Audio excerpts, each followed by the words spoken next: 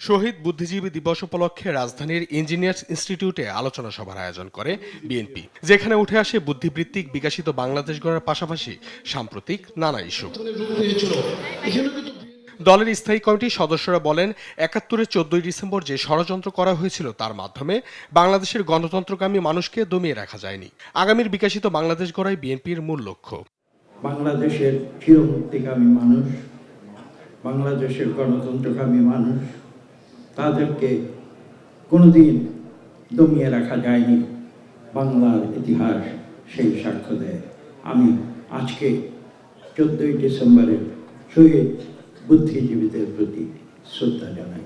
১৪ই ডিসেম্বর বাংলাদেশকে মেধাহীন রাষ্ট্রে পরিণত করার যে ষড়যন্ত্র পাকিস্তানিরা করেছিল, এদেশের রাজাকার আলবদররা যেটা পরিচালিত করেছিল। নতুন রিন গভীর থেকে পরিষ্কার করে কাপড়কে রাখে নতুনের মতো উজ্জ্বল। নতুন রিন অ্যাডভান্সড পাউডার। সেই নৃশংস হত্যাকাণ্ডের মধ্য দিয়ে বুদ্ধিভিত্তিক বিনাশ করা বাংলাদেশে সম্ভব হয়নি, ক্ষতিগ্রস্ত করা সম্ভব হয়েছে।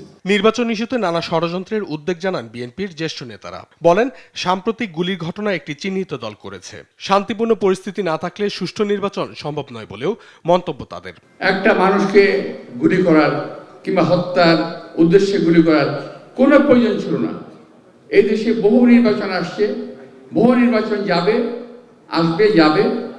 কিন্তু এই ধরনের কাজগুলো যারা করে তারা কিন্তু চিহ্নিত একটি দল। স্বাধীন দেশ যাতে দ্রুত মাথা তুলে দাঁড়াতে না পারে, যাতে বুদ্ধিবৃত্তির চর্চার মাধ্যমে সমৃদ্ধ এবং উন্নত হতে না পারে, সেই লক্ষ্যেই আমাদের বুদ্ধিজীবীদের হত্যা করা হয়েছে। আলোচনায় বিএনপির মহাসচিব অভিযোগ করেন, পরাজিত ফ্যাসিবাদী শক্তি নির্বাচন বানচালের চেষ্টা করছে। পরাজিত ফ্যাসিস্ট শক্তি আজকে চেষ্টা করছে এই দেশে নির্বাচনকে বানচাল করবার। আরেকটি শক্তি তারা চেষ্টা করছে ধর্মকে ব্যবহার করে এই দেশে আবার মানুষের মধ্যে বিভাজন সৃষ্টি করবার। নির্বাচনের মধ্য দিয়ে ষড়যন্ত্রকারীদের পরাজিত করার আহ্বান জানান বিএনপির নেতারা। বাংলাদেশের গণতান্ত্রিক পরিবেশ।